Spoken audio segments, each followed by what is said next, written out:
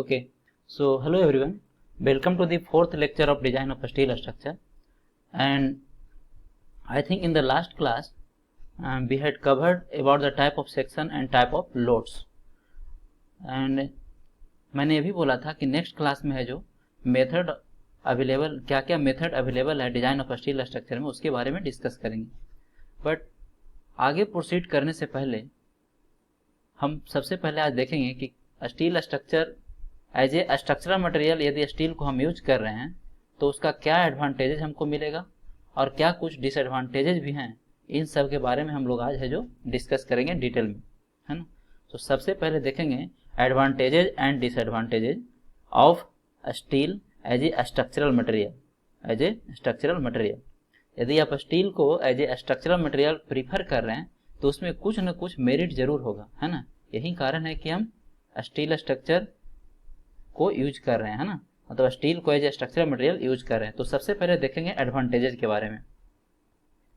सो advantage में सबसे पहले है आप एक एक पॉइंट को काफी एकदम केयरफुली होकर सुनना है और उसको समझना है ना, कि क्या आखिर एडवांटेज के रूप में हम यूज कर रहे हैं तो क्या रीजन है इसके पीछे का. तो उस रीजन को आपको ध्यान से सुनना है ना, तब आपको है जो काफी दिनों तक याद रहेगा और एग्जाम में आप इजिली पॉइंट को लिख पाएंगे. सो वन बाय वन करके देखते हैं इसको. तो सबसे पहला पॉइंट मैंने लिख रखा है कि steel has very high strength. Steel has very high strength per unit weight. Per unit weight पहला रीजन क्या है, पहला एडवांटेज क्या है इसका स्टील का. तो पहला एडवांटेज है कि steel has very high strength. इसका स्ट्रेंथ क्या होता है, बहुत ज्यादा होता है. अब दिमाग में क्वेश्चन आपका यह आ रहा होगा कि सर कंपेरिजन आप किससे कर रहे हैं. तो जनरली हम कंक्रीट से कंपेरिजन करते हैं, है ना. जनरली किससे कंपेरिजन कर रहे हैं, कंक्रीट से इसका कंपेरिजन करते हैं. सो स्टील क्या होता है, काफी हाई स्ट्रेंथ होता है स्टील का पर यूनिट वेट. यदि पर यूनिट वेट की बात किया जाए, पर यूनिट वेट का मतलब क्या हुआ, अगर 1 मीटर क्यूब या फिर 1 सपोज कीजिए, मैंने बताया था कि स्टील का यूनिट वेट कितना होता है. स्टील का यूनिट वेट होता है 7850 kg पर मीटर क्यूब. याद है, पिछला क्लास में बताया था. यानी 1 मीटर क्यूब यदि स्टील लेते हैं तो उसका कितना वेट होता है, इतना वेट होता है ना, unit weight. So unit weight इतना. यूनिट वेट यदि कंक्रीट का कंसीडर करें, कंक्रीट का अभी के लिए जान लीजिए कि कंक्रीट का यूनिट वेट होता है जो होता है 25 किलो न्यूटन. 25 किलो न्यूटन पर मीटर क्यूब, है ना. और अगर स्टील का यदि किलो न्यूटन में कन्वर्ट कर देते तो कितना आता था, 78.5 किलो न्यूटन पर मीटर क्यूब, है ना. ये यूनिट वेट था. सो यदि पर यूनिट के बेसिस पे हम डिसाइड करें तो इसका स्ट्रेंथ क्या होता है, काफी हाई होता है ना. काफी हाई होता है मतलब ये ज्यादा लोड कैरिंग कैपेसिटी है इसके पास. क्या है, लोड ज्यादा कैरी कर सकता है. नेक्स्ट पॉइंट देखते हैं. कहता है it is ductile in nature. In nature में कैसा होता है, डक्टाइल होता है. अब डक्टिलिटी क्या होता है आप लोग को पता है, स्ट्रेंथ ऑफ मटेरियल में आपने पढ़ रखा है ना. In the nature so does not fail suddenly. ये अचानक क्या होगा, फेल नहीं होगा. जबकि कंक्रीट क्या होता है, ब्रिटल होने के कारण अचानक फेल कर जाता है ना. बट जबकि स्टील क्या है, स्टील आपको वार्निंग देगा. फेल होने के पहले क्या देगा, वो एनफ वार्निंग देगा आपको. सो दूसरा रीजन यही है कि स्टील को यूज करते हैं as a structural material. Third point देखते हैं. Its toughness is high. Already आपको पता है क्या होता है, इसका टफनेस बहुत ज्यादा होता है ना. स्ट्रेस स्ट्रेन कर्व का जो एरिया होता था वो क्या देता था, टफनेस देता था. फोर्थ रीजन क्या है, फोर्थ रीजन है it can be easily transported. इसको क्या कर सकते हैं आप, इजिली ट्रांसपोर्टेड कर सकते हैं, है ना. यदि सपोज कीजिए कि कोई स्ट्रक्चरल मेंबर आपने कंक्रीट का बनाया है ना, तो कभी कभी क्या होता है कि ट्रांसपोर्टेशन में ही वो क्या हो जाता है, ब्रेक कर जाता है. जबकि स्टील के साथ ऐसा नहीं है, आप स्टील को कहीं भी है जो इजिली ट्रांसपोर्ट कर सकते हैं. सो ए इसका है जो फोर्थ रीजन है. नेक्स्ट देखते हैं.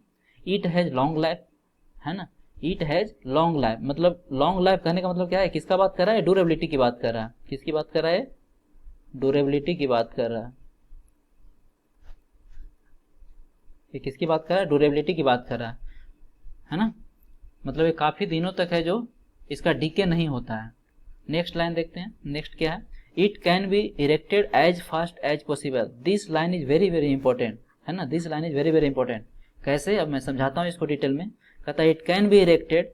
इसको बहुत तेजी से हम क्या कर सकते हैं, इरेक्ट कर सकते हैं. मतलब कंस्ट्रक्शन को बहुत तेजी से हम क्या कर सकते हैं, उसको कंस्ट्रक्ट कर सकते हैं। कोई भी कंस्ट्रक्शन को बहुत तेजी से उसको बिल्डअप किया जा सकता है ना, एज फास्ट एज पॉसिबल। जैसे देखिए आजकल जनरली जो ब्रिजेज बनाया जा रहा है, जैसे महात्मा गांधी सेतु में अभी काम चल रहा है, एक साइड है जो ऑलमोस्ट स्टार्ट हो गया है ना। सो उसका रीजन क्या है, जो भी स्ट्रक्चरल मेंबर है, स्टील का जो मेंबर है, उसको हम इजीली क्या कर सकते हैं, कनेक्शन है जो बहुत फास्ट तरीके से करते हैं। मतलब ये बहुत जल्दी है जो यूज में ला सकते हैं उस स्ट्रक्चर को। जबकि कंक्रीट को बनाते हैं तो उसमें क्या होता है, उसको क्योरिंग करना पड़ता है, उसको प्रॉपर एक टाइम देना पड़ता है स्ट्रेंथ गेन करने के लिए। जबकि स्टील में ऐसा कुछ नहीं है, आप रिवेट या बोल्ट या बेल्ट के हेल्प से क्या करते हैं, स्ट्रक्चरल मेंबर को फास्टन करते जाते हैं एकाएक, है ना। और एक समय आता है कि वो बहुत जल्द ही क्या हो जाता है, कंस्ट्रक्शन बन के तैयार हो जाता है और उसको जल्दी से जल्दी हम लोग यूज में ला सकते हैं। तो ये इसका मतलब है, तथा it can be erected as fast as possible. बहुत तेजी से इसको क्या कर सकते हैं, हम इरेक्ट कर सकते हैं। नेक्स्ट लाइन देखते हैं, it has high durability that is long life, है ना, हो गया, ऑलरेडी डिस्कस कर चुके थे, सेम पॉइंट लिखा गया है। उसके बाद देखिए it has high scrap value. अब ये स्क्रैप वैल्यू क्या होता है इसको मैं बताता हूँ, है ना।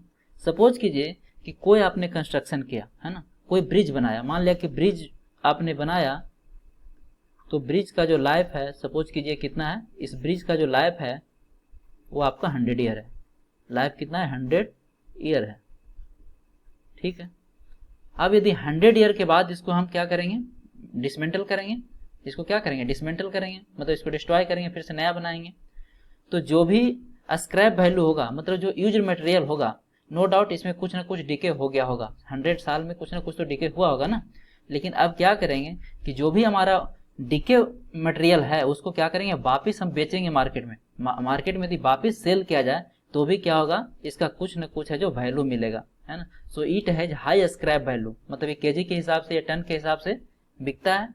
जबकि कंक्रीट में ऐसा नहीं है। कंक्रीट में क्या होगा, जब 100 ईयर के बाद उसको डिसमेंटल करेंगे तो उसको पूरी तरह से उसको ब्रेक करना पड़ेगा। क्या करना पड़ेगा, पूरी तरह से उसको ब्रेक करना पड़ेगा। जबकि स्टील में ऐसा नहीं है। स्टील को आप क्या कर सकते हैं, री यूज कर सकते हैं, है ना, उसको मेल्ट करके क्या कर सकते हैं, री यूज कर सकते हैं। सो क्या होता है, इसको हम मतलब सेल कर सकते हैं। क्या करेंगे, डिसमेंटल करने के बाद जो भी मेंबर होगा उसको हम सेल कर सकते हैं। उसी को क्या बोलते हैं, मतलब यूजफुल लाइफ के बाद जो भी आपको वैल्यू मिलेगा मटेरियल को बेचने के बाद, है ना, उसी को क्या बोलते हैं, स्क्रैप वैल्यू बोलते हैं। उसको क्या बोलते हैं, स्क्रैप वैल्यू बोलते हैं। नेक्स्ट पॉइंट देखिए, नेक्स्ट पॉइंट है इट इज रिसाइकलेबल, है ना। क्या है, स्टील को क्या कर सकते हैं आप, रिसाइकिल कर सकते हैं, है ना। इसको क्या कर सकते हैं, रिसाइकिल कर सकते हैं। सो रिसाइकलेबल के मतलब हमने बताया कि इसको आप मेल्ट करके क्या कर सकते हैं, फिर से स्ट्रक्चर आप बना सकते हैं, है ना, फिर से आप स्ट्रक्चरल मेंबर है जो कास्ट कर सकते हैं। इसका मतलब है रिसाइकलेबल। प्लास्टिक भी क्या होता है, रिसाइकलेबल होता है। तो उस तरह से स्टील भी क्या है, रिसाइकलेबल है। नेक्स्ट देखिए क्या होता है आगे,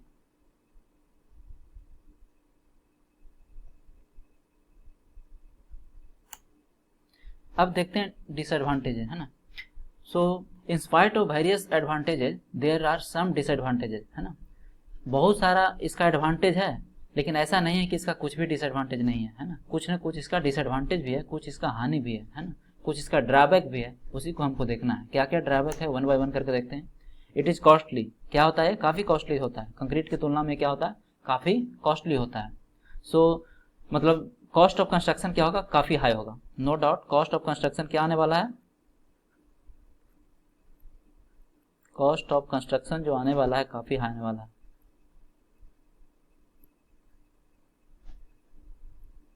cost of construction is very high, is very high.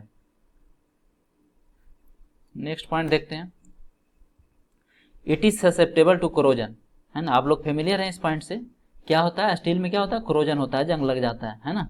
क्या होता है, कोरोजन होता है, यानी इसको बार बार मेंटेनेंस करने की जरूरत है। आप बार बार क्या करेंगे, इसको पेंट करेंगे, मेंटेनेंस करने के लिए यही करेंगे ना। नेक्स्ट पॉइंट देखिए, सो मेंटेनेंस कॉस्ट इज हाई, इसका जो मेंटेनेंस कॉस्ट है वो क्या है, काफ़ी हाई है। फोर्थ देखिए, a skill labour are required, this is very very important, a skill labour required. मैंने पहले ही बोला कि कोई भी मेंबर है जो आप फैक्ट्री में यानी इंडस्ट्री में बना रहे हैं, तो वहाँ पे क्या होना चाहिए, जो लेबर होना चाहिए, स्किल्ड होना चाहिए, निपुण होना चाहिए, है ना। दूसरी बात कि जब इस स्ट्रक्चरल मेंबर को आप कनेक्शन करेंगे, वहाँ भी या तो नट से करेंगे, या तो बोल्ट से करेंगे, है ना, या तो आप बेल्ट से करेंगे, या तो आप रिवेट से करेंगे। नेक्स्ट चैप्टर आपका वही आने वाला कनेक्शन, है ना। सो वहाँ भी क्या होता है, स्किल्ड लेबर की जरूरत पड़ती है। तो ये सब क्या है, इसका ड्रॉबैक है ना। एंड लास्ट जो ड्रॉबैक है, ये क्या हो सकता है, फेल हो सकता है, किसमें, वकलिंग में एंड फटिग में। अब दोनों को अच्छे से देख लेते हैं। फटिग के बारे में ऑलरेडी पता है ना। फटिग क्या होता है ना, ये प्रॉपर्टी है जो मटेरियल शो करता है under the action of reversal of stresses. Under the action of reversal of stresses है जो क्या करता है, कोई भी मटेरियल अपना प्रॉपर्टी को शो करता है, उसी को क्या बोलते हैं, फटिग बोलते हैं, है ना। मैंने बताया था कि कोई भी आप क्या लीजिए, एल्युमिनियम का वायर लीजिए, सपोज कीजिए एल्युमिनियम का कोई एक वायर लीजिए। अब इसको क्या कीजिएगा, अब बार बार इसको टेंशन कंप्रेशन कीजिएगा, टेंशन कंप्रेशन कीजिएगा, तो एक समय आएगा ये क्या हो जाएगा, फेल हो जाएगा। तो किसके कारण फेल हो रहा है, ये फटिग के कारण फेल हो रहा है ना। क्योंकि सेम मटेरियल है जो कंप्रेशन में भी आ रहा है, टेंशन में भी आ रहा है ना। सो बार बार जब इस मटेरियल को टेंशन और कंप्रेशन के अंदर डालेंगे तो एक समय आएगा कि क्या हो जाएगा, ये फेल हो जाएगा। उसी को क्या बोलते हैं, फटिग बोलते हैं। अब देखिए वकलिंग, वकलिंग क्या होता है, सपोज कीजिए कि ये कॉलम है, सपोज कीजिए कि ये क्या है, कॉलम है, ये कोई स्टील कॉलम है। यदि इसका लेंथ बहुत ज़्यादा है, अभी फिलहाल इतना जानिए कि इसका लेंथ यदि परमिसिबल लिमिट से बहुत ज़्यादा है और इस पर आप लोडिंग लगा रहे हैं, सपोज कीजिए P, और ये इसका सेंटर लाइन है, ये इसका सेंटर लाइन है, और लोड का वैल्यू यदि बहुत ज़्यादा हुआ तो क्या हो जाएगा, ये बकल कर जाएगा। मतलब क्या हो जाएगा, अपने सेंटर लाइन से क्या हो जाएगा, डेविएट कर जाएगा। इस सेंटर लाइन से क्या हो जाएगा, डेविएट कर जाएगा। इसी को क्या बोलते हैं, बकलिंग बोलते हैं, है ना। इस फिनोमेना को क्या बोलते हैं, बकलिंग बोलते हैं। स्ट्रेंथ ऑफ मटेरियल में कॉलम एक चैप्टर है, उसमें काफ़ी डिटेल में इसको पढ़ना है ना, काफ़ी डिटेल में इसको पढ़ना है, बकलिंग। तो इसी को क्या बोलते हैं, buckling. So buckling and fatigue problems में अकर। स्टील स्ट्रक्चर में क्या आता है, बकलिंग और फटिग प्रॉब्लम है जो आता है। सो ये सब तो इसका डिसएडवांटेज था और ये इसका एडवांटेज था। अब देखिए क्वेश्चन कैसे पूछेगा आपको, क्वेश्चन तो एज इट इज पूछेगा कि एडवांटेज और डिसएडवांटेज लिखिए। तो आपको इतना सारा पॉइंट मैं लिखाया हूँ, एटलीस्ट 5 to 6 पॉइंट आपको क्या करना है, याद करना है ना। दोनों इसमें से 5 to 6 पॉइंट याद कर लीजिए, इसमें से 3-4 पॉइंट याद कर लीजिए।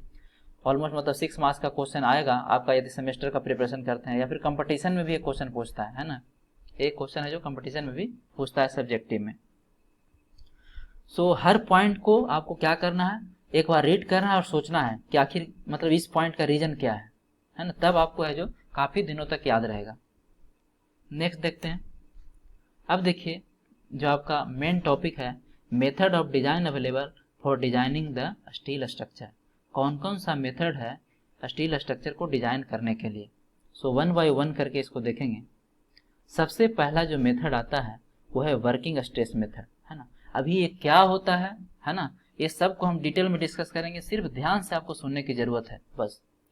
सो पहला मेथड है, उसका नाम दिया गया है वर्किंग स्ट्रेस मेथड, जिसको शॉर्ट में बोलते हैं WSM। शॉर्ट में क्या बोलते हैं, WSM। इसको इलास्टिक मेथड भी बोलते हैं। इसको क्या बोलते हैं, दूसरा नाम क्या है इसका, इलास्टिक मेथड है ना। अब इसको इलास्टिक मेथड क्यों बोलते हैं, यही आपके दिमाग में क्वेश्चन आएगा, तो इसका मैं सोल्यूशन दूंगा थोड़ी देर में, आप थोड़ा वेट कीजिए। नेक्स्ट है जो अल्टीमेट लोड मेथड है, जिसको ULM बोलते हैं, और इसी को बोलते हैं प्लास्टिक लोड मेथड। इसको क्या बोलते हैं, प्लास्टिक लोड मेथड। थर्ड है जो आपका क्या है, लिमिट स्टेट मेथड है, जिसको LSM बोलते हैं, और इसी को बोलते हैं ultimate limit state of collapse. इसका दूसरा नाम और क्या है, ultimate limit state of collapse, है ना। अब देखिए ये जो दो मेथड है, पहला और दूसरा, है ना, इसको डील करता है IS 890-84, है ना, IS 890-84। और आपका सिलेबस में सिर्फ और सिर्फ पहला पढ़ना है, सिर्फ और सिर्फ यही पढ़ना है, ठीक है। तो हम फर्स्ट को पूरा डिटेल में देखेंगे, बट इसका मतलब ये नहीं है कि ये दोनों के बारे में मैं इन्फॉर्मेशन नहीं दूंगा, है ना। ये दोनों के बारे में आपको ब्रीफ इंट्रोडक्शन देंगे। यदि आज के लेक्चर में नहीं कंप्लीट होता है तो नेक्स्ट लेक्चर में देंगे, लेकिन आपको जरूर इसके बारे में बताएंगे कि अल्टीमेट लोड मेथड किसको बोलते हैं और लिमिट स्टेट मेथड किसको बोलते हैं, है ना। सो आपका सिलेबस हमको बाउंड करता है वर्किंग स्ट्रेस मेथड तक, लेकिन वर्किंग स्ट्रेस मेथड कंप्लीट होने के बाद, है ना, मैं लिमिट स्टेट मेथड आपको जरूर पढ़ाऊंगा, क्योंकि आजकल यूज में यही होता है ना। आजकल यूज में आपका यही हो रहा है, लिमिट स्टेट मेथड, ठीक है। अब देखिए लिमिट स्टेट मेथड को डील करता है कोड का नाम याद रखना है ऑब्जेक्टिव के लिए, IS 800 2007। ये क्या है, काफ़ी रिवाइज कोड है 2007। IS 800 2007 लिमिटेड स्टेट को डील करता है, जबकि वर्किंग स्टेज को कौन डील करता है, IS 800 1984। अब एक कोड है जो मैं आप लोग को ग्रुप पे डाल दूंगा, है ना, डाउनलोड करके ग्रुप पे डाल दूंगा। ऐसे इस कोड को आप देख सकते हैं, लेकिन जब शुरू में आप देखेंगे तो आपको एक मतलब डर जैसा लग जाएगा, है ना, मतलब कुछ समझ में नहीं आएगा। लेकिन 1 बाय 1 करके जब इसको डिस्कस करते जाएंगे तब आपको सारी चीज़ें क्लियर होती जाएगी 1 बाय 1 करके। ठीक है, सो स्टार्ट करते हैं 1 बाय 1 करके। पहला है जो डिस्कस करेंगे वर्किंग स्ट्रेस मेथड। पहला क्या डिस्कस करेंगे, वर्किंग स्ट्रेस मेथड। तो पूरे केयरफुल होकर सुनना है कि वर्किंग स्ट्रेस मेथड इसको क्यों नाम दिया गया है ना। इसका भी क्वेश्चन, इस क्वेश्चन का भी आपको इसमें आंसर मिलेगा। सो वर्किंग स्ट्रेस मेथड में एक्चुअली करते क्या है, इसको ध्यान से देखने की कोशिश करेंगे, है ना। अब देखिए, आप लोग स्ट्रेस सस्टेन कर्व पढ़ रखे हैं, स्ट्रेस सस्टेन कर्व है जो आप लोग ऑलरेडी पढ़ रखे हैं, है ना। क्योंकि हमें स्ट्रेस सस्टेन कर्व का यूज करना है, उसी के बेसिस पे डिसाइड किया गया है ये तीनों मेथड, चाहे वो वर्किंग स्ट्रेस मेथड हो या अल्टीमेट लोड मेथड हो या लिमिटेड स्ट्रेस मेथड हो, स्ट्रेस सस्टेन कर्व के बेसिस पे ही डिसाइड किया गया है ना। तो स्ट्रेंथ ऑफ मटेरियल में आपने पढ़ रखा होगा फर्स्ट यूनिट में स्ट्रेस सस्टेन कर्व। तो अभी थोड़ा सा टाइम दीजिए, मैं बनाता हूँ।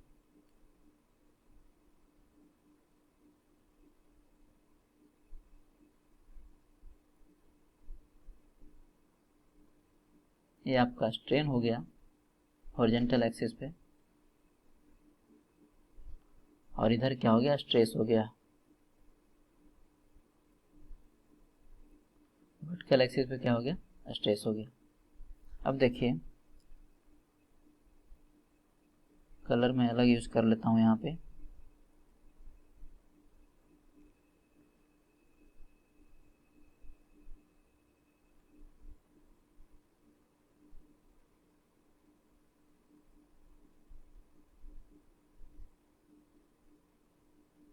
कुछ ऐसा बनेगा। सो सपोज कीजिए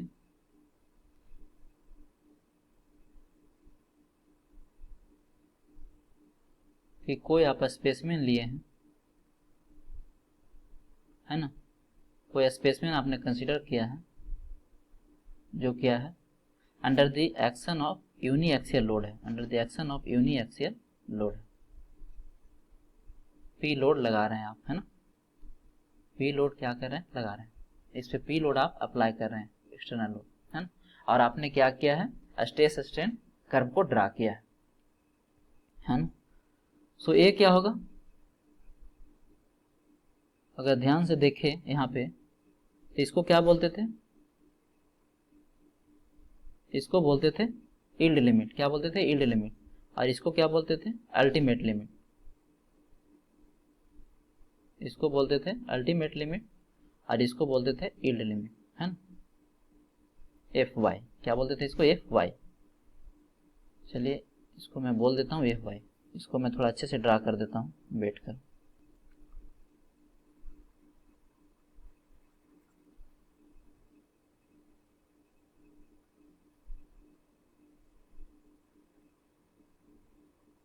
स्ट्रेस हो गया आपका बाई एक्सिस पे, वर्टिकल एक्सिस पे, ये क्या था हमारा, एफ वाई था,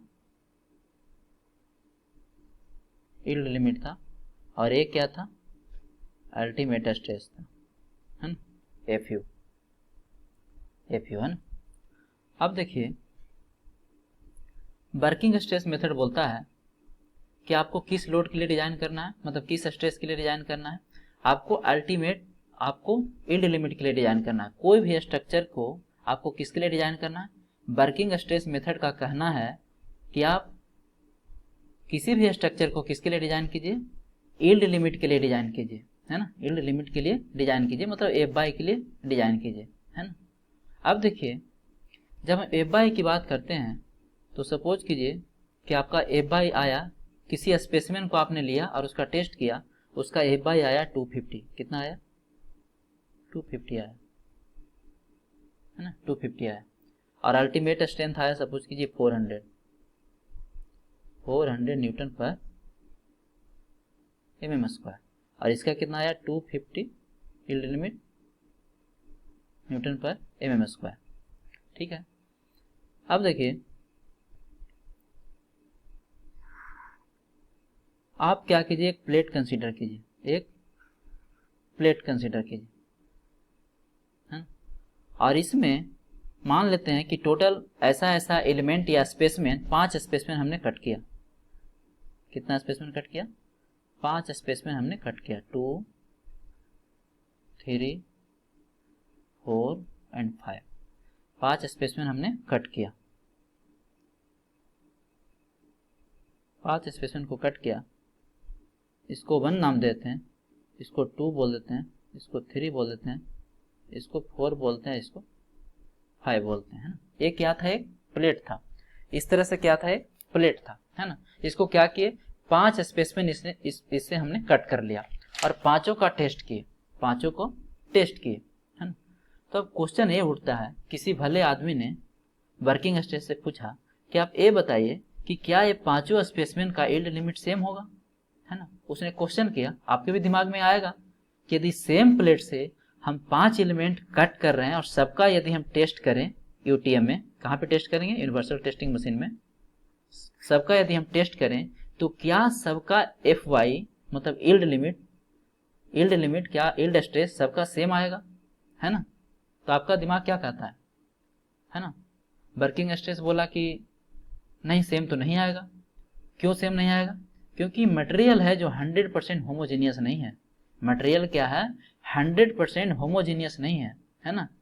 कहीं ना कहीं इसका जब मटेरियल का इंडस्ट्री में कंस्ट्रक्शन हो रहा होगा तो कहीं ना कहीं हो सकता है इसमें इंटरनल कुछ डिफेक्ट आ गया हो, है ना। मतलब कहीं हो सकता है कि मटेरियल पूरी तरह से कॉम्पैक्ट नहीं हो। यदि मटेरियल कहीं पे पूरी तरह से कॉम्पैक्ट नहीं रहेगा तो क्या यील्ड लिमिट सेम आएगा? नहीं आएगा, है ना।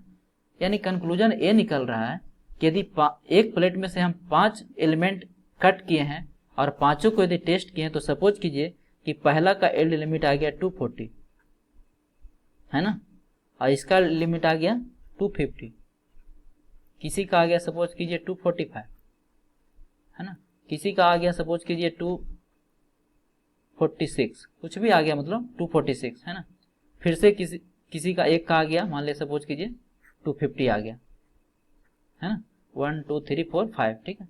तो डिफरेंट आया, है ना। तो आप क्वेश्चन कर सकते हैं कि किसके लिए डिजाइन करें, तो आप बोलेंगे मैक्सिमम के लिए डिजाइन करो। आप क्या करेंगे? मैक्सिमम के लिए डिजाइन कर दो 250 के लिए। लेकिन दिक्कत क्या है कि यदि आप 250 के लिए डिजाइन कर देते हैं तो ये 240 वाला का हाल क्या होगा? ये तो फेल हो जाएगा, ये बेचारा क्या हो जाएगा? फेल कर जाएगा, है ना। आप देखिए यहाँ पे एक छोटा सा प्लेट कंसीडर किए हैं, उसमें 5 एलिमेंट हमने कट किया, उसका सबका क्या है? यील्ड लिमिट अलग अलग आ रहा है। लेकिन जब एक स्ट्रक्चर हम कंस्ट्रक्ट कर रहे हैं, सपोज कीजिए आप एक ब्रिज कंस्ट्रक्ट कर रहे हैं, तो वहां पे इस तरह से तो हजारों मेंबर है, वहां पे इस तरह से हजारों मेंबर है, तो फिर हजारों मेंबर का तो यील्ड स्ट्रेस सबका अलग अलग होगा, है ना। सबका क्या होगा? अलग अलग होगा। इसका मतलब ये हुआ कि कुछ गड़बड़ है, कुछ क्या है? गड़बड़ है। यानी जो भी आप यील्ड लिमिट ले रहे हैं, मैक्सिमम सपोज कीजिए जो भी यील्ड लिमिट ले रहे हैं, उसमें कुछ ना कुछ फैक्टर ऑफ सेफ्टी को इन्वॉल्व करना पड़ेगा। मतलब जो भी यील्ड लिमिट आप कंसीडर कर रहे हैं उससे कम वैल्यू के लिए हमें डिजाइन करना पड़ेगा, उससे कम वैल्यू के लिए डिजाइन करना पड़ेगा, ताकि किसी का यदि यील्ड लिमिट कम भी आए तो उस केस में भी वो क्या हो जाए? सेफ हो जाए, है ना, सेफ हो जाए। नहीं, इसी केस में सपोज कीजिए 5 मेंबर में आप 250 के लिए अगर इस प्लेट को आप डिजाइन कर देते हैं तो ये 240 वाला तो फेल कर जाएगा, है ना। क्योंकि इस ए वाला पार्ट है वो तो तभी फेल कर जाएगा जैसे ही इस पे स्ट्रेस का वैल्यू 240 न्यूटन पर mm² आएगा तो 1 कहेगा कि हम तो अब फेल हो जाएंगे, हम अब फेल हो जाएंगे, क्योंकि इससे ज्यादा मेरा यील्ड लिमिट है ही नहीं, ठीक है। कहने का मतलब है कि ऐसा क्यों हो रहा है? क्योंकि मटेरियल है जो परफेक्टली होमोजीनियस नहीं है ना। मटेरियल परफेक्टली होमोजीनियस नहीं है, यही कारण है कि हम मैक्सिमम यील्ड वैल्यू के लिए डिजाइन नहीं कर सकते। इसका मतलब कुछ ना कुछ फैक्टर ऑफ सेफ्टी है जो हमें इनबिल्ट करना पड़ेगा इसमें, ठीक है। तो वर्किंग स्ट्रेस बोला कि ठीक है भाई, इतना आप लोग क्यों परेशान हो रहे हो, कुछ है जो फैक्टर ऑफ सेफ्टी इसमें इन्वॉल्व कर दो, है ना। इसका मतलब ये हुआ कि जब हम फैक्टर ऑफ सेफ्टी कुछ इसमें इन्वॉल्व करेंगे तो ये जो यील्ड लिमिट है उसका वैल्यू क्या हो जाएगा? डिक्रीज कर जाएगा। उसका वैल्यू है जो क्या हो जाएगा? डिक्रीज हो जाएगा। अब वो मान लेते हैं कि फैक्टर ऑफ सेफ्टी इन्वॉल्व होने के बाद जो हमारा वैल्यू आया वो कुछ यहाँ पे आया, यहाँ पे आया, इसी को बोलते हैं परमिसिबल स्ट्रेस। ये जो स्ट्रेस आ रहा है इसी को क्या बोल रहे हैं, परमिसिबल स्ट्रेस, है ना। मान लेते हैं कि ये जो वैल्यू आ रहा है, ये जो वैल्यू आ रहा है वो कितना आ रहा है, वो आ रहा है 0.6 into F by, 0.6 into F by आ रहा है ना। मतलब यदि 250 यील्ड लिमिट है तो 25 इंटू 6 कितना हो गया, इसको जब मल्टीप्लाई करेंगे तो 150 न्यूटन पर mm स्क्वायर, है ना। यानी आप आप किसके लिए डिजाइन करेंगे, इस वैल्यू के लिए डिजाइन करेंगे, है ना। परमिसिबल स्ट्रेस कितना हो गया, इतना हो गया, है ना। तो अब तो क्या हो जाएगा, लोअर वैल्यू वाला सेफ हो जाएगा। एक एग्जांपल के तौर पे हम ले रहे हैं यहाँ पे 0.6, है ना। तो लोअर वैल्यू वाला भी क्या हो जाएगा, सेफ हो जाएगा, क्योंकि मैक्सिमम कितना ले सकता है, 250 ले सकता है, मैक्सिमम 250 ले सकता है ना। सो यहीं से कंसेप्ट आया परमिसिबल स्ट्रेस का। अभी परमिसिबल स्ट्रेस क्या होता है इसको हम देखते हैं, ठीक है। तो सबसे पहले जो डिस्कस करेंगे वो परमिसिबल स्ट्रेस होगा। सो परमिसिबल स्ट्रेस क्या होगा, परमिसिबल स्ट्रेस जो होगा उसका वैल्यू होगा क्या, एफ बाई डिवाइडेड बटा factor of safety, F by divided बटा फैक्टर ऑफ सेफ्टी। ये क्या हो गया, परमिसिबल स्ट्रेस हो गया, है ना। ओके, अब देखिए, सो कहता है कि WSM works on working load और सर्विस लोड, है ना। इस परमिसिबल स्ट्रेस के कोरिस्पोंडिंग जो लोड आएगा उसी को क्या बोलेंगे, परमिसिबल लोड बोल देंगे, उसी को क्या बोल देंगे, परमिसिबल लोड बोल देंगे। तो ये बोल रहा है कि working stress works on working load और सर्विस लोड, वर्किंग लोड और सर्विस लोड। अब देखिए, सो वर्किंग लोड या सर्विस लोड की जब बात करते हैं, वर्किंग लोड या सर्विस लोड की जब बात करते हैं, सपोज कीजिए वर्किंग लोड है जो आपका क्या है, एफ है। वर्किंग लोड क्या है आपका, सपोज कीजिए एफ है या पी है। तो इस पी का जो वैल्यू होगा क्या होगा, less than equal to permissible load होगा,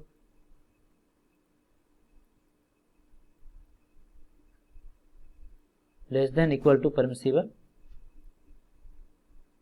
लोड होगा, है कि नहीं। ये पी क्या हो गया, ये पी हो गया आपका वर्किंग लोड और सर्विस लोड।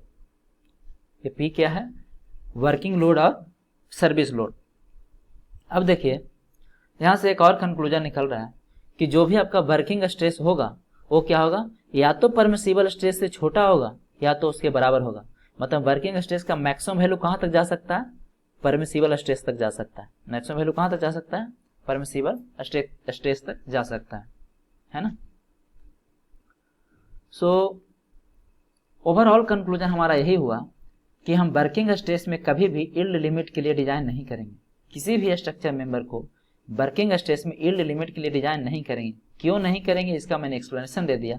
तो किसके लिए डिजाइन करेंगे, हमेशा हम डिजाइन करेंगे परमिसिबल स्ट्रेस के लिए। मतलब परमिसिबल स्ट्रेस बोले या एलाउबल स्ट्रेस बोले, इस परमिसिबल स्ट्रेस को एक नाम और दिया गया है, एलाउबल स्ट्रेस। तो लिख लीजिए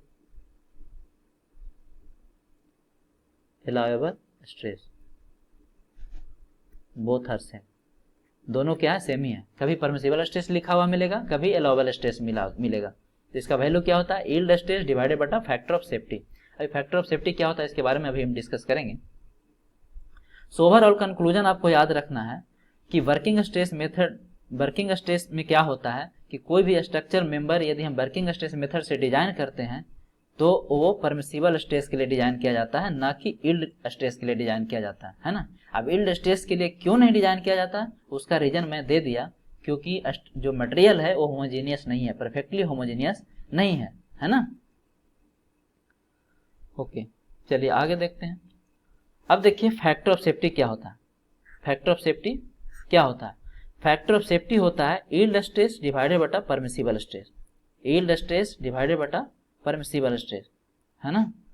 सो इसको क्या मैं लिख सकता हूँ, यील्ड स्ट्रेस डिवाइडेड बटा वर्किंग स्ट्रेस, क्योंकि किसी एक पार्टिकुलर लिमिट के लिए यदि वर्किंग स्ट्रेस और परमिसिबल स्ट्रेस दोनों बराबर हो गया, दोनों इक्वल हो गया, तो उस केस में हमारा परमिसिबल स्ट्रेस किसके बराबर हो जाएगा, वर्किंग स्ट्रेस के बराबर हो जाएगा। तो इसको ये भी लिख सकते हैं यील्ड स्ट्रेस डिवाइडेड बटा वर्किंग स्ट्रेस। अब देखिए ये डायरेक्ट ऑब्जेक्टिव में आपका आएगा, 4 ऑप्शन बन के यहाँ से डायरेक्ट ऑब्जेक्टिव में क्वेश्चन आता है। सो आपको फैक्टर ऑफ सेफ्टी का फॉर्मूला याद रखना है, यील्ड स्ट्रेस डिवाइडेड बटा परमिसिबल स्ट्रेस या फिर यील्ड स्ट्रेस डिवाइडेड बटा वर्किंग स्ट्रेस, है ना। सो ऐसा नहीं होगा कि दोनों ऑप्शन में दे देगा, है ना, क्या होगा, कोई एक ऑप्शन में देगा यदि मल्टीपल चॉइस क्वेश्चन नहीं है तब, है ना। यदि मल्टीपल चॉइस सही क्वेश्चन है, मतलब मल्टीपल आंसर यदि सही है तो दोनों भी दे सकता है, लेकिन यदि वन आंसर करेक्ट है तो कोई एक ही देगा। आगे देखते हैं इसमें, कहता है it is based on elastic theory, है ना। अब देखिए एक क्या है, यहां से यहां तक क्या होता है, इलास्टिक रीजन होता है, अप टू यील्ड पॉइंट तक क्या होता है, इलास्टिक रीजन होता था। अप टू ओ से लेके यहाँ पॉइंट यील्ड पॉइंट तक क्या होता था, इलास्टिक रीजन होता था। इलास्टिक रीजन बोलते थे इसको, याद कीजिए, इसको इलास्टिक रीजन बोले थे, है ना। So it is based on elastic theory within elastic region. इसका मतलब चूंकि जो भी हम देखो स्ट्रेस कंसीडर कर रहे हैं वो कहाँ पे लाई कर रहा है, विद इन इलास्टिक रीजन लाई कर रहा है। यही कारण है कि इसको बोलते हैं it is based on elastic theory. किस पे बेस्ड है, इलास्टिक थ्योरी पे बेस्ड है। इट फॉलो लीनियर पाथ, देखो स्ट्रेस स्ट्रेन डायग्राम को सही से देखो, ये क्या है, लीनियर पाथ को फॉलो कर रहा है। क्या पाथ फॉलो कर रहा है, लीनियर पाथ को फॉलो कर रहा है। अब देखिए इसका ड्रॉबैक क्या है, वर्किंग स्ट्रेस मेथड का ड्रॉबैक क्या है ना। मेन जो ड्रॉबैक है कि size of the structure is large. Size of the structure क्या होता है, लार्ज होता है ना। नहीं, साइज ऑफ स्ट्रक्चर क्या होता है, काफी इसमें लार्ज होता है। सेकेंड ड्रॉबैक है कि ओवर सेफ डिजाइन है। ये क्या है, ओवर सेफ्टी डिजाइन है। क्योंकि देखो यहाँ पे क्या किए हैं, फैक्टर ऑफ सेफ्टी इन्वॉल्व करने से क्या हो गया, परमिसिबल स्ट्रेस का वैल्यू काफी डिक्रीज कर गया, है ना। सो क्या हो गया, ओवर सेफ डिजाइन हो गया, ओवर सेफ हो गया, मतलब ये जल्दी क्या हो जाएगा, फेलुअर नहीं होगा। मतलब एक पॉइंट आप दिमाग में बैठा लीजिए कि वर्किंग स्ट्रेस कभी भी फेलुअर की बात ही नहीं करता, वर्किंग स्ट्रेस कभी भी फेलुअर की बात ही नहीं करता। और यही रीजन है कि आजकल तो जो बड़े स्ट्रक्चर हैं, खास करके ब्रिजेज वगैरह हो गया, ये सब है वर्किंग स्ट्रेस मेथड से डिजाइन करते हैं। किससे डिजाइन करते हैं, वर्किंग स्ट्रेस मेथड से डिजाइन करते हैं। क्योंकि सोचिए यदि कोई ब्रिज फेल कर जाता है तो कितना है जो हमारा पॉपुलेशन का टोल हो जाएगा, है ना, काफी है जो डेथ टोल हो जाएगा। तो उससे बचने के लिए क्या करते हैं, स्ट्रक्चर को ओवर सेफ डिजाइन करते हैं, है ना। इवन वो अनइकोनॉमिकल हो जाता है, मतलब उसमें काफी पैसे खर्च हो जाते हैं, लेकिन सेफ्टी क्या होता है, ज्यादा इंपॉर्टेंट होता है। नहीं, क्योंकि जब भी हम डिजाइन की बात करते हैं तो हमारा मेन पर्पस क्या होता है, डिजाइन का मेन पर्पस क्या है बताओ। डिजाइन का मेन पर्पस देखा जाए तो दो ही पर्पस है। पहला तो आपका क्या है, सेफ्टी है, पहला क्या है, पब्लिक का सेफ्टी है, और दूसरा पर्पस क्या है, इकोनॉमिक, पैसा, है ना। मतलब स्ट्रक्चर क्या होना चाहिए, इकोनॉमिकल होना चाहिए, है ना। मतलब कम से कम एक इंजीनियर का ड्यूटी होना चाहिए कि वो कम से कम पैसे में क्या हो सके, स्ट्रक्चर को वो कंस्ट्रक्ट कर सके। लेकिन देखो कभी कभी क्या होता है कि हम इससे तो कॉम्प्रोमाइज कर लेते हैं, मतलब ठीक है पैसे ज्यादा लग रहा है तो लग रहा है, लेकिन सेफ्टी से कभी भी किसी भी कॉस्ट पे कॉम्प्रोमाइजेशन हम नहीं कर सकते, है ना। क्योंकि एक सिविल इंजीनियर के हाथ में क्या होता है, बहुत सारा लोगों का मतलब लाइफ होता है ना। अगर वो है जो अपने ईमानदारी से थोड़ा भी हट गया तो क्या हो सकता है, बहुत ज्यादा है जो डेथ टोल हो सकता है। नहीं, सो पैसे से तो कॉम्प्रोमाइजेशन कर लेते हैं, लेकिन कभी भी सेफ्टी से कॉम्प्रोमाइजेशन नहीं करते हैं, नहीं, कभी भी सेफ्टी से कॉम्प्रोमाइजेशन नहीं करते हैं। इसीलिए बोला जाता है कि working stress method is over safe design, मतलब ये स्ट्रक्चर जल्दी फेल नहीं होता है, जल्दी ये फेल नहीं होता है ना। सो ये तो था इसका ड्रॉबैक, है ना, ये क्या था, इसका ड्रॉबैक था। अब आगे बढ़ते हैं इसके, अब देखेंगे परमिसिबल स्ट्रेसेस के बारे में। परमिसिबल स्ट्रेसेस की जब हम बात करेंगे तो आपका डायरेक्ट टेंशन होगा, डायरेक्ट कंप्रेशन होगा, है ना, टेंसाइल बेंडिंग होगा, कंप्रेसिव बेंडिंग होगा, शियर स्ट्रेस होगा। इस सब में क्या होगा, कुछ न कुछ परमिसिबल स्ट्रेस होगा, उसको हम लोग वन बाय वन करके डिस्कस करेंगे। तो पहला जो है आपका वो है maximum axial tensile stress, maximum axial tensile stress. So maximum axial tensile stress में क्या होगा, इसको डिनोट करते हैं सिग्मा 80 से। किसे डिनोट करेंगे, सिग्मा 80 से डिनोट करेंगे। किसे डिनोट करेंगे, सिग्मा 80 से डिनोट करेंगे। यहाँ से बहुत सा क्वेश्चन आता है एग्जाम में, इसलिए पूरे ध्यान से सुनते जाना है वन बाय वन करके। मैक्सिमम एक्सियल टेंसाइल स्ट्रेस क्या होता है, सिग्मा 80 से इसको डिनोट करेंगे। इसका वैल्यू क्या होगा, जो सिग्मा 80 का वैल्यू होता है, सिग्मा 80 का वैल्यू होगा 0.6 into F by, 0.6 into F by. Maximum axial tensile stress का जो वैल्यू होगा क्या होगा, 0.6 एफ बाई, है ना। मैक्सिमम एक्सियल टेंसाइल स्ट्रेस कहने का क्या मतलब है कि सपोज कीजिए ये कोई स्पेसमैन, ये क्या है, कोई स्पेसमैन, इस पे क्या लगा रहे हैं, इसको हम एक्सटर्नल लोड लगा रहे हैं, एक्सटर्नल लोड लगा रहे हैं P, है ना। तो ये एक्सियल टेंसाइल कब कहलाएगा, जब जो एप्लीकेशन ऑफ लोड है वो क्या होगा, CG से पास करेगा। कहाँ से पास करेगा, CG ऑफ मेंबर से पास करेगा। तब इसको क्या बोलेंगे कि जो मेंबर है वो क्या है, परफेक्टली एक्सियली लोडेड है, परफेक्टली क्या है, एक्सियली लोडेड है। तो यदि ऐसा सिचुएशन बना तो उस केस में हमारा मैक्सिमम जो परमिसिबल टेंसाइल स्ट्रेस होगा, maximum permissible axial tensile stress होगा, ध्यान से सुनना है, maximum permissible axial tensile stress होगा, उसको सिग्मा 80 से लिखेंगे और उसका वैल्यू कितना होगा, 0.6 F/, 0.6 F/। ठीक है सर। तो अब एक बात बताइए, मैक्सिमम एक्सियल टेंसाइल स्ट्रेस के लिए फैक्टर ऑफ सेफ्टी का वैल्यू बता सकते हैं? क्या आप फैक्टर ऑफ सेफ्टी के लिए वैल्यू बता सकते हैं, है ना। यहाँ पे यदि फैक्टर ऑफ सेफ्टी का वैल्यू निकालें, फैक्टर ऑफ सेफ्टी का वैल्यू निकालें तो फैक्टर ऑफ सेफ्टी क्या होता था बताइए, फैक्टर ऑफ सेफ्टी का वैल्यू क्या होता था, ए होता था, ध्यान से सुनना, यील्ड स्ट्रेस, यील्ड स्ट्रेस अभी तो पढ़ा था, यील्ड स्ट्रेस डिवाइडेड बटा permissible stress, yield stress divided बटा परमिसिबल स्ट्रेस, है ना। इस सब फार्मूला को ध्यान से देखना है, परमिसिबल स्ट्रेस तो यील्ड स्ट्रेस तो F/, होता है ना। अब परमिसिबल स्ट्रेस कितना आया, 0.6 F/, 0.6 F/। तो फैक्टर ऑफ सेफ्टी कितना आ जाएगा बताइए, 1/0.6, ये आ जाएगा 1.67।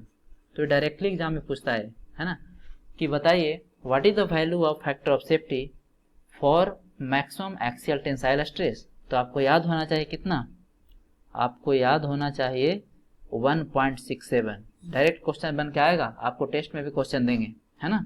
So maximum axial tensile stress के लिए फैक्टर ऑफ सेफ्टी कितना हो गया, 1.67।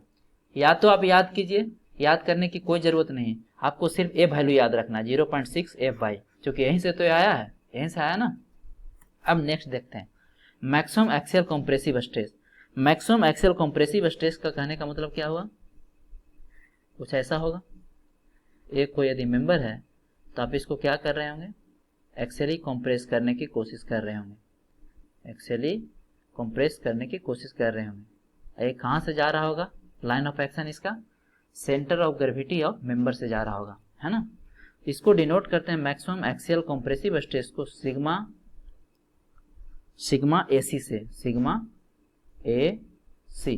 AC से। और सिग्मा AC का जो वैल्यू होता है, सिग्मा AC का जो वैल्यू होता है वो सेम होता है 0.6 F/, यानी इस केस में भी फैक्टर ऑफ सेफ्टी क्या हो जाएगा, फैक्टर ऑफ सेफ्टी इस केस में भी क्या हो जाएगा, 1.67 इस केस में भी हो जाएगा, है ना। तो ये दोनों का कंक्लूजन क्या हुआ बताइए, ये दोनों का कंक्लूजन यदि हम निकालें, दोनों का यदि कंक्लूजन हम निकालें तो क्या होगा,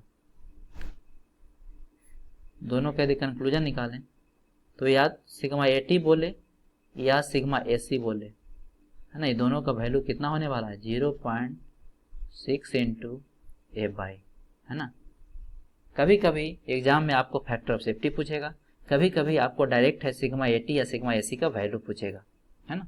अब आगे बढ़ते हैं, मैक्सिमम बेंडिंग टेंसाइल स्ट्रेस, है ना। What is the permissible stresses for maximum bending tensile stress, है ना। और आप कह सकते हैं कि maximum permissible stresses for bending tensile stress, है ना, maximum permissible stresses for bending tensile stresses. इसको किसे डिनोट करेंगे, इसको डिनोट करते हैं सिग्मा BT से। किसे डिनोट करेंगे इसको, सिग्मा BT से डिनोट करते हैं। और सिग्मा BT का जो वैल्यू होता है, सिग्मा BT का जो वैल्यू होता है वो होता है, सिग्मा BT का जो वैल्यू होता है वो होता है 0.66 F/, 0.66 F/, है ना, 0.66 F/। ठीक है। अब देखिए इसका मतलब क्या है, थोड़ा सा देख लेते हैं। सपोज कीजिए कि कोई आपका क्या है, मेंबर है ना। आप क्या लगा रहे हैं, सपोज कि ये इसका CG है, आप लगा रहे हैं मोमेंट, क्या लगा रहे हैं, मोमेंट लगा रहे हैं, है ना, मोमेंट लगा रहे हैं, कितना m। जब आप मोमेंट लगाएंगे तो ये कुछ ऐसा शेप ले लेगा, ये शेप कुछ ऐसा लेगा, लेगा कि नहीं, ऐसा लेगा, ये शेप कुछ ऐसा लेगा, है ना। ये भी मान लेते हैं कि ये इसका क्या है, न्यूट्रल एक्सिस है, ये इसका क्या है, न्यूट्रल एक्सिस है, ठीक है। तो ऊपर क्या आएगा, ऊपर वाला फाइबर टॉप फाइबर, इसको यदि टॉप फाइबर बोल दें और इसको यदि बॉटम फाइबर बोल दें तो ऊपर क्या आएगा, कंप्रेशन आएगा, तो इसको पॉजिटिव लिख देते हैं, और नीचे क्या आएगा, टेंसाइल आएगा, तो इसको नेगेटिव लिख देते हैं, है ना, इसको नेगेटिव लिख देते हैं। उल्टा हो गया, उल्टा हो गया, कोई नहीं, सुधार लेते हैं।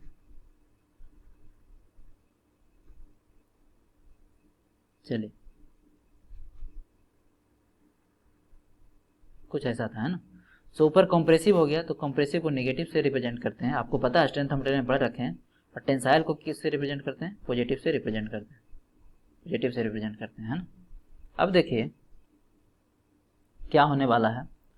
सो ऊपर क्या आ रहा है, कंप्रेशन आ रहा है, नीचे क्या आ रहा है, टेंशन आ रहा है ना। ऊपर कंप्रेशन आ रहा है, नीचे क्या आ रहा है, टेंशन आ रहा है। सो पहला केस देख चुके हैं, मैक्सिमम बेंडिंग टेंसाइल स्ट्रेस, मतलब इसकी बात हम कर चुके हैं, नीचे वाला की बात कर चुके हैं। यहाँ पे कितना स्ट्रेस आया, यहाँ पे सिग्मा बीटी आया, और इसका वैल्यू किसके बराबर है, 0.66 एफ बाई 0.66 एफ वाई के बराबर है ना, 0.66 एफ वाई के बराबर है। फैक्टर ऑफ सेफ्टी का वैल्यू निकाल सकते हैं आप, फैक्टर ऑफ सेफ्टी का वैल्यू निकाल सकते हैं, कितना होता है, यील्ड स्ट्रेस डिवाइडेड बटा परमिसिबल स्ट्रेस, है ना। तो यील्ड स्ट्रेस डिवाइडेड बटा परमिसिबल स्ट्रेस मतलब sigma BT, so sigma by divided बटा सिग्मा बीटी किसके बराबर है, 0.66 एफ बाई के बराबर है। जब इसको सोल्व करेंगे तो ये आ जाएगा 1.5, ये कितना आ जाएगा, 1.5। यानी यदि कोई फैक्टर ऑफ सेफ्टी का वैल्यू पूछे मैक्सिमम बेंडिंग टेंसाइल स्ट्रेस के केस में, तो कितना आने वाला है, 1.5 आने वाला है ना, 1.5 आने वाला है। ये कैसे आया, बहुत सिंपल है। देखो ये 0.66 का मतलब क्या है, 0.67 है, और 0.67 का मतलब क्या है, 2/3 है। अरे देखो 0. क्या है, ये जो वैल्यू है ये कितना है, ऑलमोस्ट ये किसके बराबर है, 0.67 के बराबर है, नहीं, और 0.67 किसके बराबर होता है, 2/3 के बराबर होता है ना। तो इसके जब ऊपर जाएगा तो क्या हो जाएगा, 3/2 हो जाएगा, और 3/2 कितना होता है, 1.5 होता है कि नहीं, सिंपल है। आगे बढ़ते हैं। नेक्स्ट है मैक्सिमम बेंडिंग कॉम्प्रेसिव स्ट्रेस, मतलब ऊपर की बात कर रहा है ना, ये यहाँ पर की बात कर रहा है, नहीं, ये टॉप फाइबर की बात कर रहा है। तो सेम होगा, वैल्यू क्या होना है, सेम होना है। इसको रिप्रेजेंट करते हैं सिग्मा बीसी से, किससे रिप्रेजेंट करते हैं, सिग्मा बीसी से रिप्रेजेंट करते हैं, है ना। इसको किससे रिप्रेजेंट करेंगे, सिग्मा बीसी से रिप्रेजेंट करेंगे। सो सिग्मा बीसी का वैल्यू जो होगा, सिग्मा बीसी का जो वैल्यू होगा क्या होगा, सेम होगा। सिग्मा बीसी का वैल्यू क्या होगा, सेम होगा, 0.66 एफ बाई, और फैक्टर ऑफ सेफ्टी भी क्या हो जाएगा, सेम हो जाएगा, कितना, 1.5। यानी ओवरऑल यदि कंक्लूजन हम निकालें, ओवरऑल कंक्लूजन यदि निकालें तो कोई सिग्मा बीसी पूछे या सिग्मा बीटी पूछे, कोई सिग्मा बीसी पूछे या सिग्मा बीटी पूछे, सिग्मा बीटी पूछे या सिग्मा बीसी पूछे, दोनों का वैल्यू क्या आएगा, 0.66 एफ बाई 0.66 एफ बाई, है कि नहीं।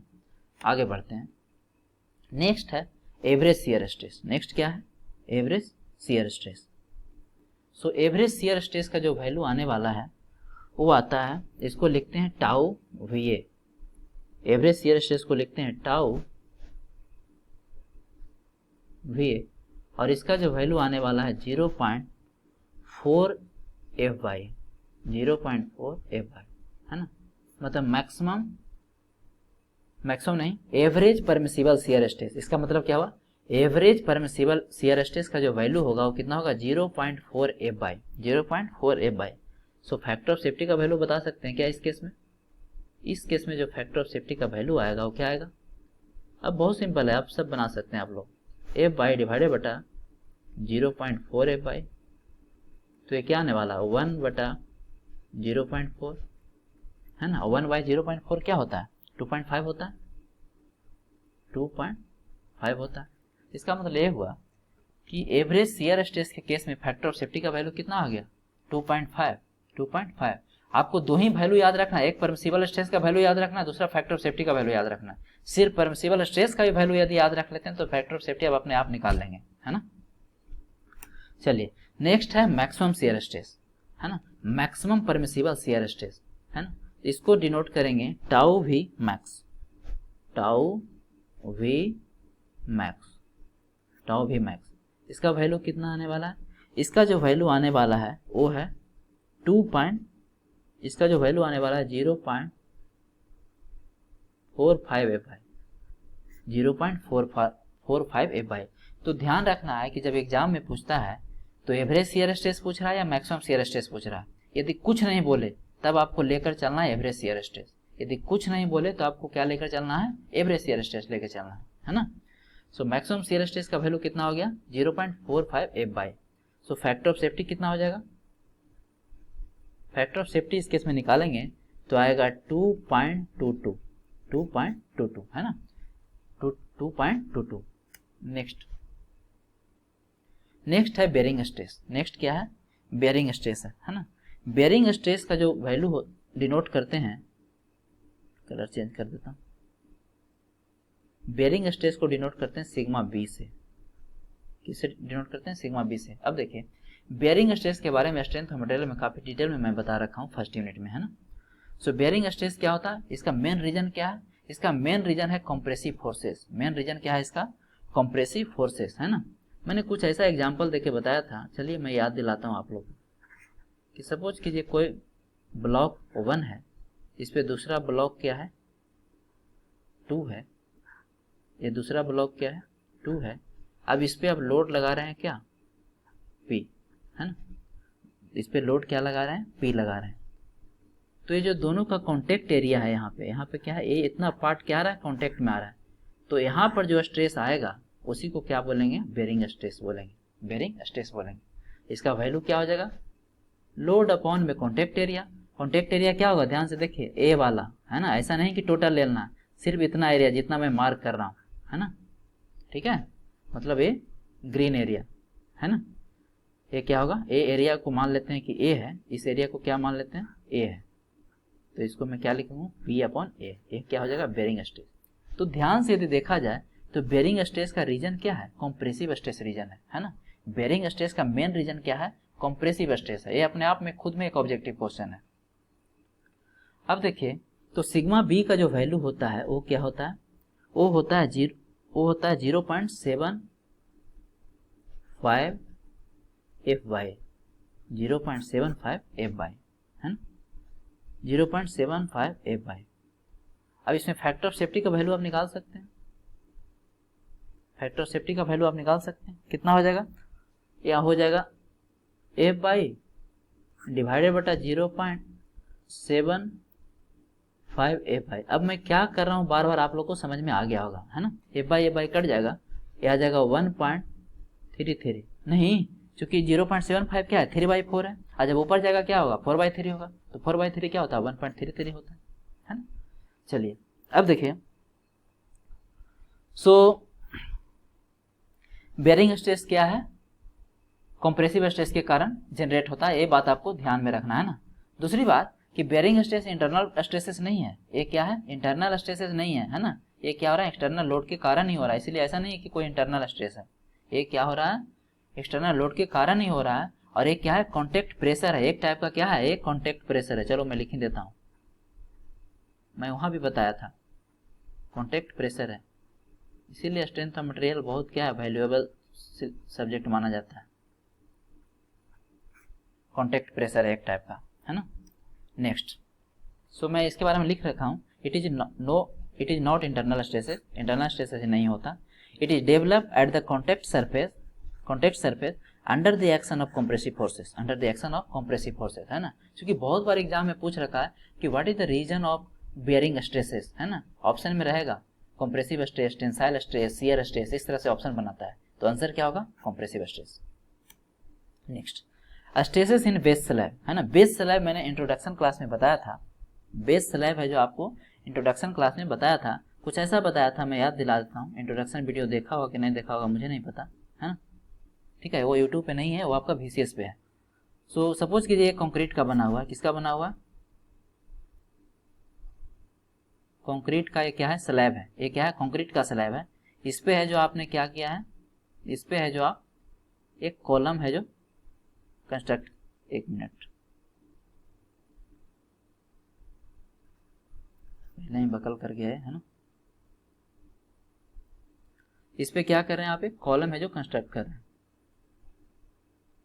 ये क्या होगा, स्टील का होगा, ये क्या होगा, स्टील का होगा। और ये जो कंक्रीट का ब्लॉक है, इस पे भी क्या होगा, इस पे भी एक स्टील का प्लेट होगा, इस पे भी क्या होगा, स्टील का प्लेट होगा। ये क्या है, स्टील का प्लेट है, और इस स्टील के प्लेट के ऊपर क्या है, एक कॉलम है जो कि स्टील का बना हुआ है। ये क्या है,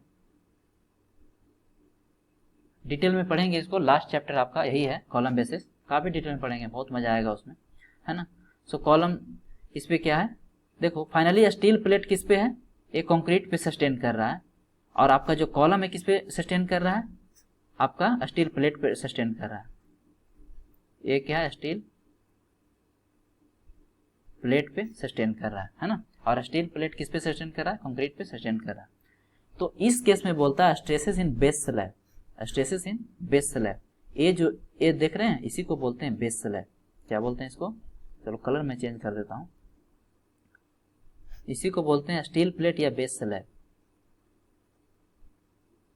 बेस स्लैब, है ना। अब देखिए इसका वैल्यू है जो फिक्स है, इसका वैल्यू क्या है, फिक्स है ना। ये तो बहुत अच्छी बात है। इसको डिनोट करते हैं सिग्मा BS से, सिग्मा BS से। इसका वैल्यू जो होता है वो होता है 185 मेगा पास्कल, 185 मेगा पास्कल, है ना। अब आपका दिमाग में क्वेश्चन आ रहा होगा कि सर ये फिक्स क्यों है।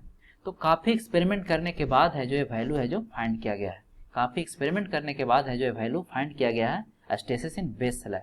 मतलब परमिसिबल स्ट्रेसेस इन बेस स्लैब यदि पूछा जाए तो कितना होगा, 185 मेगा पास्कल। तो आपको ये याद रखना है ना, क्या करेंगे आप, याद रखेंगे, है ना।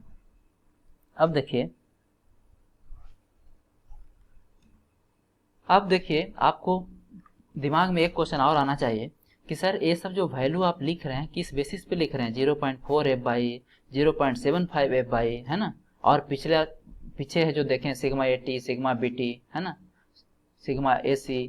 तो ये सब वैल्यू किस बेसिस पे लिया गया है, तो ये सब जो वैल्यू है कि आपको IS सिविल इंजीनियरिंग का स्टील स्ट्रक्चर का ग्रंथ माना जाता है, IS 800 1984 के बेसिस पे लिया गया है ना। अब उस पेज में कहाँ पे है ये भी आपको मैं बाद में बता दूंगा, लेकिन अभी आप मान लीजिए थोड़ी देर के लिए, है ना, कि ये जो वैल्यू है वो कोड है जो परमिट किया है। कौन परमिट किया है, कोड परमिट किया है ना। सो IS कोड है जो एक इंजीनियर को बहुत हेल्प करता है ना, एक इंजीनियर को बहुत हेल्प करता है। मतलब एक तरह से एक इंजीनियर के लिए वो गीता है ना। यदि आपको कॉन्ट्रैक्टर से लड़ाई होता है, कॉन्ट्रैक्टर पे यदि आपको कंप्लेन करना होता है कभी, तो IS कोड के को रेफरेंस मानते हुए आप उस पर कंप्लेन कर सकते हैं, है ना। यदि कहीं पे वो गलत किया है तो आप IS कोड को रेफरेंस मान करके उस पे आप कंप्लेन रजिस्टर कर सकते हैं, है ना। सो ये सब जो भी मैंने वैल्यू ये लिखाया है वो आपको याद तो करना ही है, लेकिन ये दिया हुआ कहाँ है ना। इसका कोई ऐसा प्रूफ नहीं है, काफी एक्सपेरिमेंट करने के बाद ऐसा वैल्यू है जो फाउंड किया गया होगा, है ना। सो ये लिखा, ये कहाँ पे है, मेंशन है IS 800 1984 में, है ना। ये कोड है जो आपको मैं जल्द ही ग्रुप पे डाल दूंगा, ठीक है। तो इसके लिए टेंशन नहीं लेना, नहीं पे यूट्यूब पे भी मैं कुछ दिन बाद प्रोवाइड करा दूंगा, अभी इसकी जरूरत है नहीं। तो जितना भी वैल्यू है किस बेसिस पे लिया गया है, IS 800 1984, जो कि किसका कोड है, वर्किंग स्ट्रेस मेथड का। अब तो याद ही रखना, आज के बाद याद ही होना चाहिए। वर्किंग स्ट्रेस मेथड का कोड कौन सा है, IS 800 1984। जैसे लोड के लिए आपको कोड बताया गया था ना, IS 875 पार्ट 1, पार्ट 2, पार्ट 3, उसी तरह से वर्किंग स्ट्रेस मेथड के लिए कोड का नाम है IS 800 1984, है ना। चलिए अब देखिए, अब कुछ है जो इम्पोर्टेंट मैंने नोट यहाँ पे लिख रखा है, जो काफी इम्पोर्टेंट है एग्जाम पॉइंट ऑफ व्यू से, है ना। सो नोट में लिखा है अभी तक जो भी परमिसिबल स्ट्रेसेस मैं बता रहा था उसमें विंड लोड और अर्थक्वेक लोड को कंसीडर नहीं किया गया था, है ना। मतलब ये सब लोड को उसमें कंसीडरेशन नहीं लिया गया था, है ना। इसका कहने का मतलब क्या है कि यदि हम विंड लोड और अर्थक्वेक लोड को कंसीडर करते हैं तो वो सब वैल्यू जो भी अभी तक हमने पढ़ा है वो सब वैल्यू क्या हो जाएगा, चेंज हो जाएगा। वो सब वैल्यू क्या हो जाएगा, चेंज हो जाएगा, है ना। अब वो कैसे चेंज होगा उसको हम देखने वाले हैं। सो बोलता है नोट में मैंने लिखा है कि व्हेन विंड लोड और अर्थक्वेक लोड, चूंकि दोनों तो साथ में आना नहीं है, दोनों में क्या होता है, दोनों में पटरी नहीं बैठता, है ना। दोनों में पटरी कभी भी नहीं बैठता, है ना। दोनों साथ में नहीं आता। सो या तो विंड लोड आएगा या तो अर्थक्वेक लोड आएगा। सो व्हेन विंड लोड और earthquake load is consider in the design, जब डिजाइन में इसका कंसिडरेशन लेते हैं, then as per IS 890/84 the above permissible stresses is increased by the above, जो भी परमिसिबल स्ट्रेसेस है उसको क्या करेंगे, इंक्रीज करेंगे, है ना। अब कितना से इंक्रीज करेंगे इसको ध्यान से देखिए। दोनों ऑब्जेक्टिव में आपको बार बार पूछेगा। पहला देखिए by 33%, increased by 33.3% for structural member, for structural member. Now structural member क्या क्या होता था याद है, बीम हो सकता है, कॉलम हो सकता है, यही सब हो सकता है ना स्ट्रक्चरल मेंबर। नेक्स्ट है जो आपका 25% फॉर कनेक्शन। अब नेक्स्ट चैप्टर आपका यही आने वाला है, कनेक्शन, है ना। कनेक्शन में क्या हो सकता है, रिवेट हो सकता है, वेल्ड हो सकता है ना। तो रिवेट और वेल्ड का जो भी हम रिवेट यूज करेंगे या वेल्ड यूज करेंगे उसका भी कुछ ना कुछ परमिसिबल स्ट्रेस होगा, उसका भी कुछ ना कुछ क्या होगा, परमिसिबल स्ट्रेस होगा, ठीक है। तो उस वैल्यू को भी क्या करेंगे हम 25% से क्या कर देंगे, इंक्रीज कर देंगे, है ना। और स्ट्रक्चरल मेंबर का जो भी परमिसिबल स्ट्रेस होगा, है ना, चाहे एक्सियल टेंसाइल में हो या फिर एक्सियल कॉम्प्रेसिव में हो या फिर बेंडिंग टेंसाइल में हो या बेंडिंग कॉम्प्रेसिव में हो या फिर शियर में हो, सब वैल्यू को क्या करेंगे 33.3% से इंक्रीज करेंगे। तो जब एग्जाम में आएगा तो ध्यान से पढ़ना है कि वो स्ट्रक्चरल मेंबर के लिए पूछ रहा है या कनेक्शन के लिए पूछ रहा है। आप यहीं पे गलती करेंगे क्योंकि ऑप्शन में दोनों रहेगा, 33.3% भी रहेगा और 25% भी रहेगा। तो आपको ध्यान से क्वेश्चन पढ़ना है और देखना है कि स्ट्रक्चरल मेंबर के लिए पूछ रहा है या कनेक्शन के लिए पूछ रहा है ना। यदि स्ट्रक्चरल मेंबर के लिए वैल्यू पूछ रहा है तब तो जो भी परमिसिबल स्ट्रेसेस है उसको हम इंक्रीज कर देंगे 33.33% से। अगर अभी भी नहीं समझ में आया तो एक एग्जांपल से देख लेते हैं, है ना।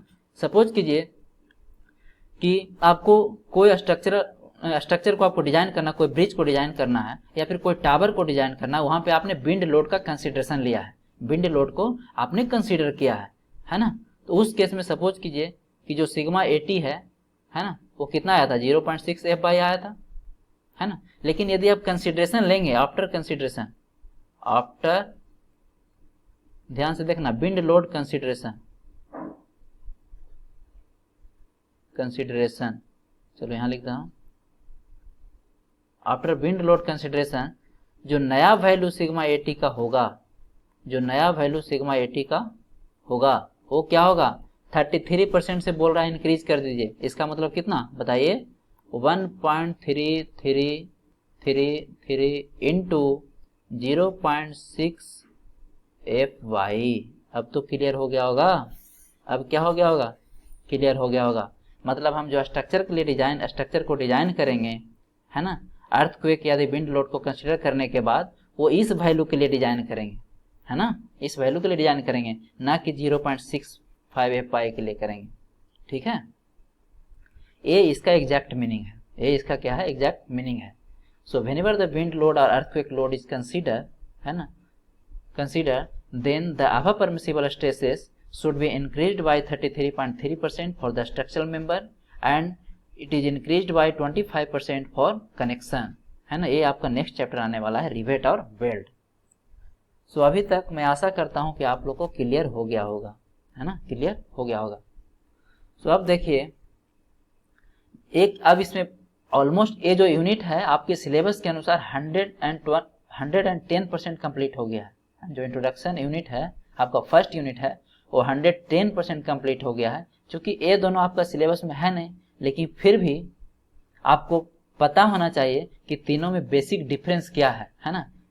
तो इसी बात को पता करने के लिए नेक्स्ट क्लास में मैं डिस्कस करूंगा ULM, है ना, ultimate load method and LSM। जब ये तीनों आप देख लेंगे तब हो सकता है कि तीनों में आप डिफरेंशिएट क्रिएट कर पाएं, तीनों में डिफरेंस क्रिएट कर पाएं। क्योंकि अभी तक हम सिर्फ और सिर्फ क्या पढ़े हैं, वर्किंग स्ट्रेस मेथड पढ़े हैं ना, और वही आपको पढ़ना है। लेकिन आजकल कंपटीशन में है जो लिमिट स्ट्रेस मेथड से भी बहुत क्वेश्चन आता है, ठीक है, क्योंकि सिलेबस को रिवाइज किया गया, लेकिन आपका सिलेबस अभी रिवाइज किया गया नहीं है ना। सो हम इसको देखेंगे कि दोनों में क्या डिफरेंस है, और जब हम वर्किंग स्ट्रेस मेथड से सब पूरा सिलेबस कंप्लीट कर लेंगे, उसके बाद आपको मैं प्रॉमिस करता हूं कि लिमिट स्ट्रेस मेथड में से स्टील स्ट्रक्चर को डिजाइन करके बताऊंगा, है ना। लिमिट स्ट्रेस मेथड से हम पूरे चैप्टर को फिर से हम पढ़ेंगे, लेकिन पहले तो आपको वर्किंग स्ट्रेस मेथड से पढ़ना होगा, है ना। सो ठीक है, अगर कुछ अभी भी डाउट होता है तो आप कमेंट सेक्शन में लिखिए, है ना। You are always welcome in the comment section. मैं कोशिश करूंगा, अगर उससे भी नहीं होता है तो आप ग्रुप वगैरह में लिखिए, वहाँ पे मैं कोशिश करूंगा। आप कॉल करके पूछिए, वहाँ पे मैं कोशिश करूंगा, है ना। सो लास्ट में मैं यही बोलना चाहूँगा कि आप चीज़ों को आप प्रॉपर वे में नोट करते जाइए और उसको रिवाइज कीजिए, है ना। अभी यूनिट कंप्लीट हो गया है, नेक्स्ट क्लास से पहले जो मैं क्या करूँगा, आपको टेस्ट पेपर है जो मैं अपलोड कर दूंगा, तो आपको टेस्ट देना है, उसमें पता चल जाएगा आपका परफॉर्मेंस, एक्चुअल परफॉर्मेंस है जो आपका पता चल जाएगा। So thank you for watching, all the best, जय हिंद।